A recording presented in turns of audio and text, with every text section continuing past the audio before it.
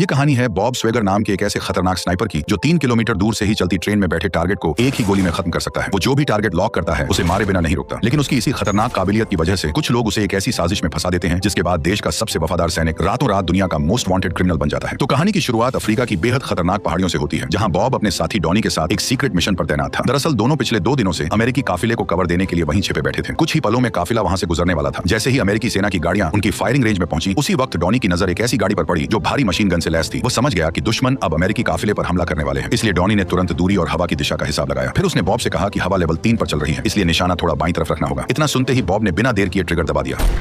कुछ ही सेकंड में ड्राइवर और मशीन गनर दोनों मारे गए। इसी मौके का फायदा उठाकर सेना का काफिला सुरक्षित वहां से आगे बढ़ने लगा। लेकिन जब दोनों को लगा कि अब मिशन खत्म हो चुका है, तभी बॉब की नजर अचानक पीछे की तरफ गई, जहां बड़ी संख्या में हथियारों से लैस गाड़ियां तेजी से काफिले की तरफ बढ़ रही थी। ये देखते ही बॉब ने तुरंत अपनी पोजीशन बदली और पहली ही गोली में मशीन गन चला रहे सैनिक को खत्म कर दिया। फिर अगली गोली से उसने गाड़ी के ड्राइवर को मार गिराया। बॉब की निशानेबाजी इतनी खतरनाक थी कि उसकी हर गोली सीधे सिर पर लग रही थी। ये देखकर दुश्मन सैनिक घबरा गए और अपनी गाड़ियों से उतरकर छिपने लगे, लेकिन उन्होंने पीछे हटने के बजाय सीधे जवाबी हमला शुरू कर दिया। उन्होंने भारी हथियारों से पूरी पहाड़ी पर अंधाधुंध बमबारी शुरू कर दी। भले ही उन्हें स्नाइपर्स की सही लोकेशन पता नहीं थी, फिर भी लगातार गिरते गोले अब बॉब और डॉनी के बेहद करीब पहुंचने लगे थे। ये देखकर बॉब समझ गया कि अगर वे ज्यादा देर वहां रुके तो दोनों मारे जाएंगे, इसलिए उसने तुरंत कमांड सेंटर से मदद मांगी और एयर सपोर्ट भेजने को कहा। लेकिन मदद करने की बजाय कमांडर ने साफ ऑर्डर दिया कि रेडियो कनेक्शन काट दिया जाए और उन्हें वहीं उनके हाल पर छोड़ दिया जाए। इसके बाद कमांडर ने तुरंत पूरी लोकेशन खाली करवा दी और मिशन से जुड़े हर सबूत को मिटा दिया। काफी देर तक कोई मदद न मिलने पर बॉब और डॉनी को एहसास हुआ कि उनके साथ धोखा हुआ है। तभी अचानक बॉब ने ऊपर आसमान की तरफ देखा, जहां दुश्मनों का हथियारों से लैस हेलीकॉप्टर तेजी से उनकी ओर बढ़ रहा था। आते ही उसने पहाड़ी पर मौजूद उनकी पोजीशन पर भारी फायरिंग शुरू कर दी। बॉब कुछ कर पाता उससे पहले ही कई गोलियां सीधे डॉनी को जा लगी और वो वहीं मारा गया। अपने सबसे भरोसेमंद दोस्त को आंखों के सामने मरते देख बॉब का गुस्सा फूट पड़ा। उसने तुरंत अपनी भारी बैरेट स्नाइपर उठाई और हेलीकॉप्टर पर लगातार फायरिंग शुरू कर दी। लेकिन शुरुआत की कई गोलियां हेलीकॉप्टर के कमजोर हिस्से को छू भी नहीं पाई। उल्टा उसकी फायरिंग से दुश्मनों को बॉब की लोकेशन पता चल गई और हेलीकॉप्टर सीधे उसकी तरफ बढ़ने लगा। तभी बॉब ने खुद को शांत किया और हेलीकॉप्टर के सबसे कमजोर हिस्से पर निशाना साधा। अचानक हेलीकॉप्टर कंट्रोल से बाहर हो गया और उसमें से घना धुआं निकलने लगा। इसी मौके का फायदा उठाकर बॉब किसी तरह वहां से जिंदा भाग निकला। कुछ दिनों बाद वही कमांडर जिसने उन्हें मरने के लिए छोड़ दिया था, एक अनजान स्नाइपर की गोली का शिकार हो गया। लेकिन अपने ही देश से मिले इस धोखे के बाद बॉब पूरी तरह टूट चुका था, इसलिए वो सेना छोड़कर अपने डॉग सैम के साथ पहाड़ों के बीच रहने चला गया। हालांकि बॉब भले ही खून खराबे से काफी दूर निकल आया था, लेकिन किस्मत अब भी उसका पीछा छोड़ने को तैयार नहीं थी। करीब 3 साल बाद एक अमेरिकी सेना का कर्नल उससे मिलने पहुंचा। वह अपने साथ देश का सबसे बड़ा सम्मान माने जाने वाला कांग्रेस मेडल लेकर आया था। लेकिन उससे भी बड़ी बात यह थी कि उसके पास एक ऐसा मिशन था जिसे बॉब आसानी से ठुकरा नहीं सकता था। दरअसल खुफिया जानकारी से पता चला था कि कोई खतरनाक स्नाइपर 3 किलोमीटर दूर से राष्ट्रपति की हत्या करने वाला है। उनका मकसद था कि बॉब अपने एक्सपीरियंस से यह पता लगाए कि हत्यारा किस जगह से हमला कर सकता है। लेकिन डॉनी की मौत के बाद बॉब का सिस्टम से विश्वास उठ चुका था और अब वह दोबारा वही गलती दोहराना नहीं चाहता था। पर ऑफिसर के पास इसका भी एक तोड़ था। उसने बॉब से कहा कि अगर राष्ट्रपति की हत्या हो गई तो पूरी दुनिया के सामने अमेरिका की इज्जत मिट्टी में मिल जाएगी, इसलिए अगर कोई इस हमले को रोक सकता है तो वह सिर्फ बॉब है। ऑफिसर की ये बातें सुनकर बॉब के पास कोई रास्ता नहीं बचा और आखिरकार वह मान गया। सावधानी बरतने के लिए बॉब ने चुपचाप उनकी गाड़ी के इंजन नंबर की फोटो खींच ली। इसके बाद उसने अपनी स्नाइपर निकाली और सामने की पहाड़ी पर एक टिन का डिब्बा रखकर 3 किलोमीटर की दूरी से निशाना लगाया।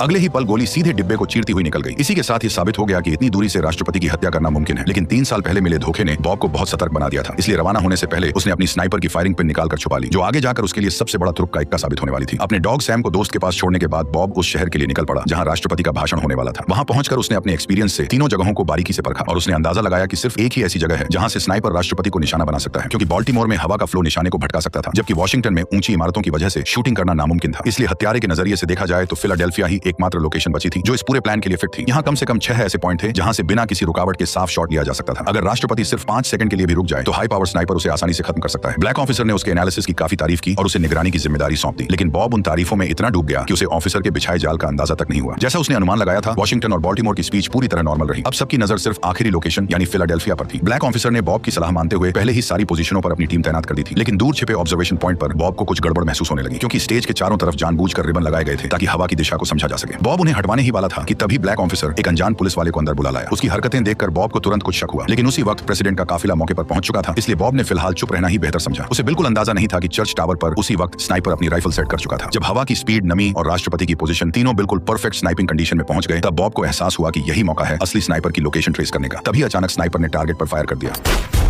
जैसे ही गोली चली, पूरे इलाके में हड़कंप मच गया। बॉब को संभलने का मौका भी नहीं मिला और ब्लैक ऑफिसर के इशारे पर पुलिस वाले ने उस पर 2 गोलियां दाग दी और वह खिड़की से सीधे नीचे जा गिरा। एक ही पल में पूरा खेल बदल गया। कुछ ही समय पहले जो शख्स देश का हीरो था, अब वही राष्ट्रपति की हत्या का सबसे बड़ा आरोपी बन गया। जल्द ही सिक्योरिटी हेलीकॉप्टर ने पूरे इलाके को घेर कर उसकी तलाश शुरू कर दी। दरअसल ये पूरा प्लान पहले से ही ब्लैक ऑफिसर ने रचा था। उसने तुरंत ऑब्जर्वेशन पॉइंट पर मौजूद सभी सबूत साफ करवा दिए और बॉब की M200 स्नाइपर राइफल को जानबूझकर वहीं छोड़ दिया ताकि सारा इल्जाम बॉब पर आ जाए। उधर बॉब किसी तरह भीड़ से निकलकर भागा ही था कि उसका सामना एक FBI एजेंट निक से हो गया। निक को देखकर उसने तुरंत खुद को सरेंडर करने का नाटक किया। जैसे ही निक ने थोड़ी सी सी लापरवाही दिखाई तभी बॉब ने बंदूक छीनकर उसे नीचे पटक दिया। इसके बाद वह खुद को बेगुनाह बताते हुए निक की गाड़ी की चाबी लेकर वहां से निकल गया, लेकिन उसकी हालत पहले ही काफी खराब थी क्योंकि उसे गोली लग चुकी थी और ज्यादा देर तक भाग पाना मुश्किल था क्योंकि हर तरफ पुलिस का जाल बिछा हुआ था और बच निकलने का कोई आसान रास्ता नहीं था। लेकिन तभी उसे एक ऑटोमेटिक कार वॉशिंग स्टेशन दिखाई दिया। वह तुरंत गाड़ी को अंदर ले गया और दर्द में कराहते हुए इमरजेंसी फर्स्ट एड किट निकालकर अपने जख्म का इलाज करने लगा। कुछ ही देर बाद जब वह गाड़ी को फिर से बाहर निकाल रहा था तभी अचानक पुलिस ने उसे दोबारा ट्रैक कर लिया। वह पूरी ताकत से एक्सीलरेटर दबाकर भीड़ के बीच से भागने लगा। लगभग वह बच निकलने ही वाला था कि तभी अचानक एक ट्रक उसके सामने आ गया।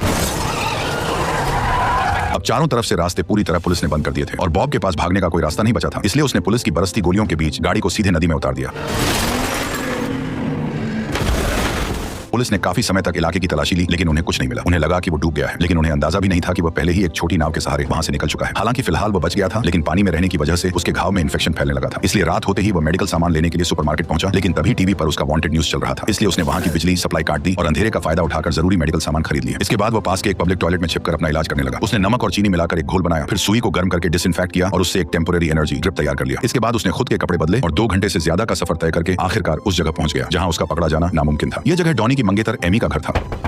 एमी ने उसे देखते ही पहचान लिया कि यह वही आदमी है जिसके पीछे पुलिस लगी है, लेकिन थोड़ी देर सोचने के बाद उसने दरवाजा खोल दिया, पर वो उसे अंदर आने देने से हिचकिचा रही थी। बॉब ने शांत होकर कहा कि उसने राष्ट्रपति को नहीं मारा है। तभी एमी ने उसे बताया कि जिस गोली से हमला किया गया था वह असल में मिस होकर राष्ट्रपति के एक अधिकारी को जा लगी थी और राष्ट्रपति बच गए थे। लेकिन उसके मन में शक अभी भी बना हुआ था कि इस पूरे हमले के पीछे बॉब ही है। फिर बॉब ने एक एक करके उसे पूरी साजिश के बारे में बताया कि कैसे उसे जानबूझकर फंसाया गया था। धीरे धीरे एमी को एहसास होने लगा कि बॉब सच बोल रहा है, इसलिए उसने उसे अपने घर में आने दिया। घर के अंदर आते ही बॉब ने बिना देर किए दवाइयों की एक लिस्ट निकाली और एमी के हाथों में थमा दी। जल्द ही एमी ने लिस्ट के हिसाब से घाव भरने की सारी जरूरी दवाइयां खरीद ली। उधर एजेंट निक को इस केस से जुड़े कुछ ऐसे सुराग मिल चुके थे जिन्हें उसने पहले नजरअंदाज कर दिया था। हालांकि उसे सबसे ज्यादा हैरानी इस बात की थी कि जो शूटर 3 किलोमीटर दूर से चलती ट्रेन के अंदर बैठे आदमी को मार सकता है, उसे केवल 2 किलोमीटर दूर मौजूद टारगेट कैसे मिस हो गया, और यह भी कि घटना के 12 मिनट बाद ही फॉरेंसिक टीम को इतनी जल्दी स्नाइपर की पोजीशन कैसे पता लग गई। अब निक को पूरा यकीन हो चुका था कि इस पूरे केस में कुछ बड़ी गड़बड़ है। वो उस पुलिस अफसर से मिलकर सच जानना चाहता था जिसने मार्क को गोली मारी थी, लेकिन तभी उसे पता चला कि वह अफसर पिछली रात ही मारा जा चुका है। यह सुनकर निक का शक और भी गहरा हो गया। इसके बाद वह उन सभी जगहों की जांच करने लगा जहां से राष्ट्रपति को निशाना बनाया गया था। इसी दौरान उसे चर्च के टावर पर शक हुआ। ऊपर चढ़ते ही उसने फर्श पर बने 3 छोटे छेद देखे जो अमेरिकी स्नाइपर राइफल के पैटर्न से पूरी तरह मैच कर रहे थे। अब निक समझ चुका था कि हमला बॉब की राइफल से नहीं हुआ था। असल में असली गोली अमेरिकी स्नाइपर राइफल से चलाई गई थी। इसी दौरान एमी की देखभाल में बॉब की हालत धीरे धीरे बेहतर होने लगी थी, लेकिन किसी और को नुकसान न पहुंचे इसलिए उसने वहां से निकलने का फैसला कर लिया। तभी न्यूज में निक की खबर देखकर उसके दिमाग में खुद को बेगुनाह साबित करने का एक नया तरीका आया। उसने एमी को एक इन्फॉर्मर की तरह बॉब के पास भेजा और साथ ही उसे वो फोटो भी दी जिसमें ब्लैक ऑफिसर की कार का इंजन नंबर साफ दिख रहा था। लेकिन असल में यह सब बॉब की तरफ से एक टेस्ट था। वो देखना चाहता था कि क्या निक भी ब्लैक ऑफिसर से मिला हुआ है। लेकिन जैसे ही उसने फोटो अपनी जेब में रखी तभी उसका शक दूर हो गया। ठीक उसी पल एमी रेस्टोरेंट से बाहर निकल आई। जैसे ही बॉब देखा कि एमी सुरक्षित गाड़ी में बैठ गई है तभी अचानक FBI ने बॉब को रोक लिया और पूछताछ शुरू कर दी। एक्सक्यूज मी सर, क्या मैं आपकी आईडी देख सकता हूं? बॉब अच्छी तरह जानता था कि आईडी कार्ड स्कैन होते ही उसका राज खुल जाएगा, इसीलिए उसने मौका मिलते ही गर्म कॉफी एक ऑफिसर के चेहरे पर फेंक दी और दूसरे के साथ लड़ाई शुरू कर दी। तभी एक पुलिस डॉग ने उसके हाथ पर हमला कर दिया जिसकी वजह से वह जमीन पर गिर पड़ा। फिर भी उसने किसी तरह दोनों ऑफिसरों को बेहोश किया, उनका वॉकी टॉकी उठाया और वहां से भाग निकला। लेकिन उन्हें नहीं पता था कि यह सब पहले से बॉब की प्लानिंग का हिस्सा था। अगर निक सही रास्ता चुनकर इंजन नंबर को इंटरनल सिस्टम में डालता तो ब्लैक ऑफिसर तुरंत उसकी लोकेशन ट्रेस कर लेता, और ठीक वैसा ही हुआ। बॉब के पास मौजूद वॉकी टॉकी का IP एड्रेस और निक की लोकेशन एक ही जगह दिख रही थी। यह देखकर ब्लैक ऑफिसर को यकीन हो गया कि निक और बॉब साथ काम कर रहे हैं। असल में बॉब यही चाहता था ताकि असली दुश्मन खुद बाहर निकल आए, और जैसा सोचा था ठीक वैसा ही हुआ। अगले दिन निक को कुछ गुंडों ने बीच सड़क से किडनैप कर लिया। उन्होंने उसे बुरी तरह टॉर्चर किया। इसके बाद उसे एक खास सेटअप में बांधकर आत्महत्या जैसा सीन बनाने की कोशिश की गई। जैसे ही ट्रिगर दबने वाला था तभी अचानक बॉब की गोलियों ने सभी गुंडों को वहीं ढेर कर दिया। जान बचने के बाद भी निक लगातार बॉब को सरेंडर करने के लिए समझाता रहा। उसने कहा कि अगर बॉब सरेंडर कर दे तो वह अदालत में उसके लिए गवाही देने को तैयार है। लेकिन बॉब जानता था कि पूरा सिस्टम आपस में मिला हुआ है, इसीलिए उसे समझ आ गया था कि यह लड़ाई उसे अकेले ही लड़नी होगी। उधर निक को भी एहसास हो गया था कि सच जानने के बाद उसकी जान भी खतरे में है, इसलिए उसने बॉब का साथ देने का फैसला कर लिया। असली हत्यारे तक पहुंचने के लिए वह एक रिटायर्ड गन एक्सपर्ट से मिलने निकल पड़ा। उस बुजुर्ग की जानकारी के मुताबिक 3 किलोमीटर की दूरी से सटीक निशाना लगाने वाले दुनिया में बहुत कम लोग हैं। बॉब के अलावा सिर्फ जैकल ही ऐसा शूटर था जो ऐसे बेहतरीन निशाने लगा सकता था। लेकिन अब उसने ऐसे मिशन लेने छोड़ दिए हैं जब उन्हें उस हत्यारे के बारे में कोई जानकारी नहीं मिली। तभी अचानक बूढ़े ने उस आखिरी स्नाइपर का नाम बताया जो इतने खतरनाक मिशन को अंजाम दे सकता था। जिस आदमी के बारे में बूढ़ा बता रहा था उसका नाम मिकाइलो था। ये नाम सुनते ही बॉब के दिमाग में सब कुछ जुड़ने लगा। उसे तुरंत वह लंगड़ा आदमी याद आया जो ब्लैक ऑफिसर के साथ उसके घर आया था। तभी अचानक उसे पूरी सच्चाई समझ आ गई कि असली स्नाइपर कोई और नहीं बल्कि वही लंगड़ा आदमी है। सच पता चलते ही निक ने एक पब्लिक फोन से FBI को कॉल किया और उस लंगड़े की लोकेशन हासिल कर ली। लोकेशन मिलते ही दोनों तुरंत अमेरिका के एक सुपरमार्केट पहुंचे और वहां से कुछ केमिकल्स खरीद लाए। बॉब ने अपनी जबरदस्त ट्रेनिंग से उन्हें घातक बमों में बदल दिया। पूरा प्लान तैयार होने के बाद दोनों लंगड़े के घर के पास पहुंच गए। निक बाहर निगरानी करने लगा जबकि बॉब अंदर घुस गया। उसने चुपचाप पूरे इलाके में विस्फोटक लगा दिए और गार्ड्स को एक एक करके खत्म कर दिया। लेकिन जैसे ही वह कमरे में दाखिल हुआ तभी लंगड़ा उसे देखकर बिल्कुल भी नहीं घबराया। गुस्से में बॉब ने उससे पूछा कि वह राष्ट्रपति की हत्या क्यों करना चाहता था। तभी वह लंगड़ा आदमी बिल्कुल शांत होकर बोला कि असल में उसका निशाना राष्ट्रपति नहीं बल्कि वही अधिकारी था जो उस हमले में मारा गया था। उसने बताया कि करीब 3 साल पहले इथियोपिया के एक गांव में भारी मात्रा में निकले तेल को ब्लैक ऑफिसर गैर कानूनी तरीके से बेच रहा था। लेकिन जब गांव वालों ने इस सौदे का विरोध किया तब उसने गुस्से में आकर पूरे गांव के लगभग 400 निर्दोष लोगों को बेरहमी से मरवा दिया। उस वक्त बॉब जिन सैनिकों को कवर दे रहा था वे असल में उन्हीं गांव वालों का कत्ल करने वाले भाड़े के सैनिक थे और भाषण देने वाला वह अधिकारी सिर्फ इसलिए मारा गया क्योंकि वह इस खूनी सच्चाई को पूरी दुनिया के सामने लाना चाहता था। ठीक उसी वक्त पूरे इलाके को भारी हथियारों से लैस स्पेशल फोर्स ने घेर लिया। लंगड़ा समझ गया कि अब उसे भी बलि का बकरा बना दिया गया है, इसलिए उसने मरने से पहले बॉब को एक बात और बताई, तुम्हारी गर्लफ्रेंड उनके पास है। इसके तुरंत बाद उसने खुद को गोली मारकर खत्म कर लिया। अब बॉब भी वहां से निकलने की तैयारी करने लगा, लेकिन तब तक दुश्मन अंदर घुस चुके थे। हालांकि बॉब ने फुर्ती दिखाते हुए 2 सैनिकों को तुरंत ढेर कर दिया। उधर बाहर मौजूद निक स्नाइपर कवर देने ही वाला था, लेकिन दुश्मनों ने पहले ही पूरे रास्ते बंद कर दिए। ये देखकर बॉब ने बिना सोचे निक को बम उड़ाने को कह दिया।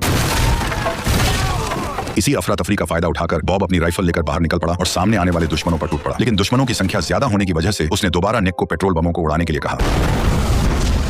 कुछ ही सेकंड में पूरा इलाका आग के धुएं में झुलस गया और दुश्मन सैनिक जलते हुए इधर उधर भागने लगे। लेकिन तभी उन्होंने एक गन लोडेड हेलीकॉप्टर बुला लिया। बरसती गोलियों के चलते बॉब को कवर के पीछे छुपना पड़ा। तभी हेलीकॉप्टर का बॉब पर से ध्यान भटकाने के लिए निक खुले मैदान की ओर दौड़ने लगा। उधर बॉब ने मौका मिलते ही नीचे रखे तेल के टैंकर पर निशाना साधकर गोली चला दी।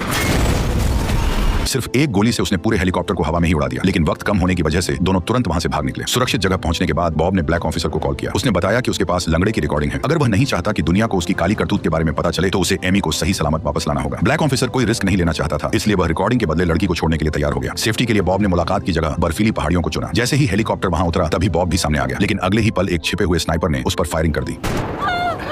दरअसल दुश्मनों ने पहले से ही पूरी पहाड़ी पर स्नाइपर्स बिठा रखे थे। उधर चालाक ब्लैक ऑफिसर खुद को जीतता हुआ समझकर मुस्कुराने लगा, लेकिन तभी अचानक उसका स्नाइपर एक गोली लगते ही मारा गया। हालांकि चौंकाने वाली बात यह थी कि जिसे सब मरा हुआ समझ चुके थे वही बॉब दोबारा खड़ा हो गया। ये नजारा देखकर दोनों हैरान रह गए, लेकिन उन्हें क्या पता था कि जिसे गोली लगी थी वह असल में बॉब नहीं बल्कि बुलेट प्रूफ जैकेट पहने निक था। असल में निक को जानबूझकर चारे की तरह इस्तेमाल किया गया था ताकि बॉब दुश्मन स्नाइपर की लोकेशन पकड़ सके। एक और स्नाइपर को खत्म करने के बाद बॉब की नजर सामने वाली पहाड़ी पर बैठे दूसरे स्नाइपर पर पड़ी। जैसे ही उसने अपनी दूरबीन हल्की सी हिलाई उसी पल उसकी छिपी हुई जगह सामने आ गई।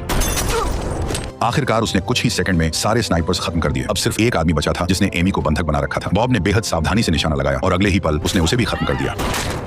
सभी दुश्मनों को मारने के बाद ही बॉब आखिरकार छिपने की जगह से बाहर आया। लेकिन इतना सब होने के बावजूद उसने ब्लैक ऑफिसर पर गोली नहीं चलाई, क्योंकि अगर वो ऐसा करता तो वो फिर कभी अपनी बेगुनाही साबित नहीं कर पाता। दूसरी तरफ एमी ने उन दिनों काफी टॉर्चर झेला था। इसी गुस्से में उसने बंदूक उठा ली और गुंडे पर अंधाधुंध गोलियां बरसानी शुरू कर दी। कुछ ही देर में FBI के हेलीकॉप्टर वहां पहुंच गए। तभी अचानक बॉब ने उस रिकॉर्डिंग में आग लगा दी, क्योंकि उस रिकॉर्डिंग का सच अगर दुनिया के सामने आ जाता तो अमेरिका की इज्जत मिट्टी में मिल जाती। मकसद पूरा होने पर ब्लैक ऑफिसर आराम से हेलीकॉप्टर में बैठकर वहां से निकल गया। उधर बॉब को सीधे FBI की कस्टडी में ले लिया गया। हालांकि निक की लगातार कोशिशों की वजह से उसे तुरंत दोषी नहीं ठहराया गया, बल्कि उसे गवाही देने का मौका दिया गया। सुनवाई के दौरान निक ने हाथ मिलाने के बहाने चुपके से बॉब को एक गोली पकड़ा दी। जज के सवालों पर बॉब ने झूठ बोलने की कोशिश नहीं की। उसने मान लिया कि M200 स्नाइपर राइफल उसी की है। लेकिन तभी उसने अचानक बंदूक लोड की और सीधे ब्लैक ऑफिसर पर निशाना साध दिया। यह नजारा देखते ही काले आदमी का चेहरा डर से और काला पड़ गया, लेकिन ट्रिगर दबने के बाद भी गोली नहीं चली। दरअसल बॉब की आदत थी कि वह हर मिशन के बाद अपनी फायरिंग पिन निकाल देता था। ऊपर से देखने पर बंदूक बिल्कुल नॉर्मल लगती थी, लेकिन असल में उससे गोली चल ही नहीं सकती थी। इसी से साबित हो गया कि बॉब चर्च में हुई हत्या का दोषी नहीं है। सच सामने आते ही ब्लैक ऑफिसर ने खुद को इस मामले से अलग करने की कोशिश की, लेकिन तभी निक ने एक फाइल निकाली जिसमें ब्लैक ऑफिसर के अफ्रीका में किए गए सारे काले करतूत के सबूत मौजूद थे। पर इतने सबूतों के बावजूद भी इंटरनेशनल क्राइम अमेरिकी कानून के दायरे में नहीं आते थे, इसलिए चाहकर भी ऑफिसर उसे गिरफ्तार नहीं कर सका। उधर अदालत ने बॉब को पूरी तरह बेगुनाह घोषित कर दिया, लेकिन बाहर निकलने से पहले जज खुद बॉब के पास आया और बोला कि मैं उसका कुछ नहीं कर सकता, लेकिन तुम उसके साथ जो चाहो वो कर सकते हो। जज का इशारा मिलते ही बॉब सब समझ गया कि अब उसे क्या करना है। उसी रात शहर से दूर एक आलीशान बंगले में ब्लैक ऑफिसर और ब्रुक अपनी जीत का जश्न मना रहे थे। वे नशे में इतने डूबे हुए थे कि उन्हें जरा भी अंदाजा नहीं था कि उनका आखिरी समय शुरू हो चुका है। जैसे ही ब्लैक ऑफिसर सोफे से उठा तभी एक गोली उसके गले को चीरते हुए निकल गई। ये देखकर वहां मौजूद शेरिफ डर के मारे एक कोने में छिप गया और अपनी जान की भीख मांगने लगा। लेकिन बॉब अब उसकी एक भी बात सुनने के मूड में नहीं था। बॉब को अपनी तरफ आता देखकर ब्रुक डर से कांप उठा। वह तुरंत हाथ जोड़कर माफी मांगने लगा और बोला कि अगर बॉब उसे छोड़ दे तो वह उसे रातों रात अरोड़पति बना सकता है। लेकिन बॉब वहां उसकी फालतू बातें सुनने नहीं आया था। अगले ही पल उसने ट्रिगर दबाया और एक गोली ने ब्रुक के सिर को खोलकर रख दिया। खामोशी छाते ही बॉब ने तुरंत गैस पाइपलाइन को तोड़ दिया। तभी अचानक तेज धमाके ने सब कुछ अपनी चपेट में ले लिया और सारे सबूत पल भर में जलकर राख हो गए। इस तरह बॉब ने अपना बदला ले लिया और यहीं पर कहानी खत्म हो गई। वैसे आपको ये वीडियो कैसी लगी कमेंट में जरूर बताना, और अगर आपको ऐसी ही और शानदार मूवीज की एक्सप्लेनेशन देखनी है तो वो भी कमेंट करके जरूर बताना। Okay bye.